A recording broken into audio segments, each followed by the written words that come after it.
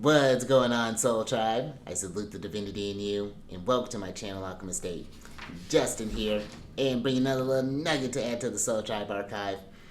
And in today's video, I'm going to be talking about the Sun in Aries in the 10th house, and this is a strong place for the Sun to be in.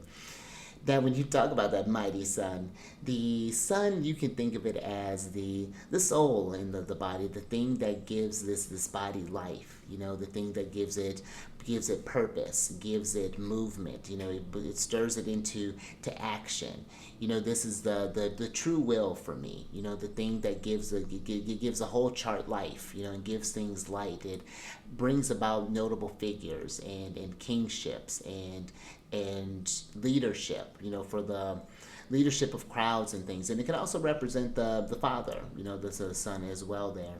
So those are going to just be some basic things, you know, status, you know, those are going to be some things that the sun will represent. And then when you think about Aries, they are ruled by Mars, and they are the cardinal fire sign, and they're active or yang in nature.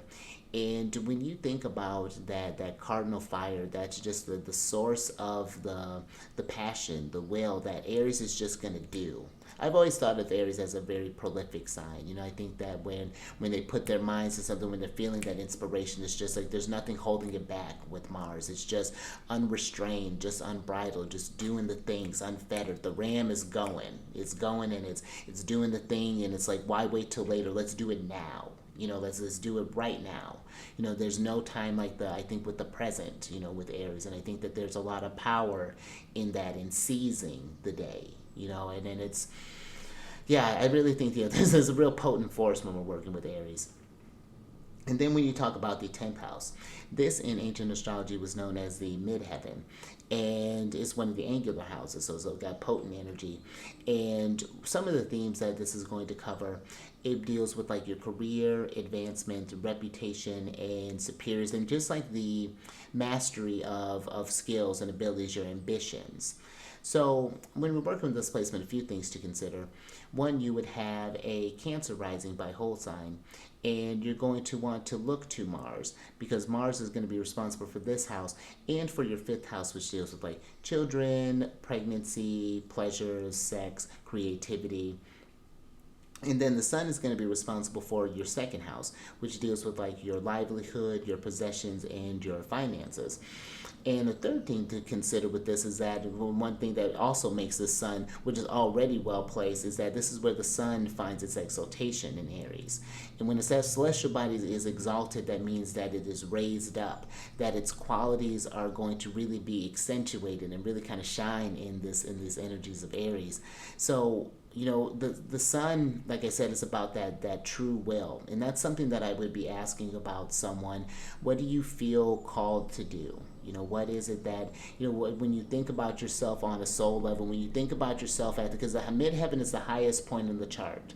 So it's like when you think about that, what is, especially if you have your sun, you know, the more angular, you know, because I work with whole sign houses, so the midheaven has its own, the MC has a degree. So especially if your sun is really close to that MC, you know, what do you feel called to do? You know, when you think about yourself in your exalted state, what does that look like? What are some things that you want to accomplish in life? You know, what are your ambitions? And this is honestly whatever it is that you want to do. This could be, maybe you want to be a parent, you know, maybe you want to go in the military, maybe you want to work in submarines, maybe you want to be an electrician, maybe you want to be a pilot, maybe you want to be an artist, maybe you want to be a track star. Like, it really is a matter of just what do you want, and then just doing it, going out there. And because the thing is, whatever it is that you're doing, you can make a life, you can make a living off of it, you can make some sort of finances, you know, get some sort of accolades, whatever that might be, whatever that might look like. But I also think that this something too that will also bring, with that sun being there, this is bringing this is bringing recognition. You know, this can bring good reputation from your superiors, and then the next thing you know, they're watching like, oh my gosh, look at the sun in Aries. Yes, let's get them a promotion. Let's get them. Excuse me, CEO, your chair's waiting. You know, that's something that that the sun energy can bring. You know, it can bring this. You know, where people look up to you. You know, where they look to you for guidance, for, you know, whether you're managing a team, whatever that's looking like. You know, I think that this can bring you in get you in a sense of of just like high status in whatever field that you just happen to be running in, to be a trailblazer for whatever it is, an innovator. I think with Aries, I think that that's something where, one that inspires others, that invokes a fire. I think that's something where Aries energy is really has a power, and there's a charisma in that, that comes through there. So yeah, I would just really kind of tune in, and just think about, just yeah, always coming to that sense of, is this in alignment? Is this me? And knowing that there'll probably be a number of things that you're wanting to accomplish. It probably won't just be, with thinking about a cardinal placement. Again, the cardinals they're initiators. So this may be, you might be doing recognized for one thing for a little while, and then you may shift gears for a little bit where you might do some other things. So yeah, this is one, and that might even be two. Maybe if you're just thinking about the in representation, maybe you had a parent, so maybe like the father was someone who was someone in like a reputable position or something along those lines. That'd be even something maybe that might potentially manifest. But yeah, this is a really strong placement for the sun to be. So this would be something where, and have things that you are mastering, that you are investing in, and see how that comes back in and pays you off in the long run there. But this is I'm just very general kind of basic things that I would talk about with some of this placement. You definitely need the rest of the chart to get an idea of how this may be manifesting. But I would love to hear if you have this placement or know someone who's working with this placement, how this has showed up for you. I mean, we've probably already heard about you, probably at least being recognized in your sphere, whatever that means. But yeah, I would love to hear about you. Definitely comment on that down below. And then if you want to work with this placement more, or want to set up, maybe you're getting ready to begin whatever the next venture it is that you're going to be doing, that great leader, then if you want to pick out any sort of like auspicious days or elections, things like that, then down in the description box is a link to book a consultation with me. So definitely check that out. That's available.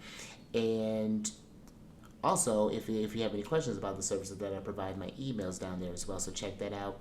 And then I have a couple of playlists for some of the other things that I do on this channel, where one of them is Celestial News Weekly, that talks about where the sun and the other the classical planets are at, what aspects they're forming, how to most practically work with those energies, and what signs will be most effective during this time. And actually, cardinal energies are under a little bit of interesting tension right now, depending on when you're watching this. But also, too, then I do one that talks about this, called the Lunar Shenanigans. Covers the moon astrology, what sign the moon's in, what phase it's in, when it's, when the aspects are most incomplete, and when it happens to go void of course, and just the feel of the week there, and really just learning how to feel with the moon, and learn how the moon affects us. So just a couple things, other additional things that I do on this channel. But until next time, stay mindful out there. Keep raising that vibration through the roof. And I will catch you on the next one. Later.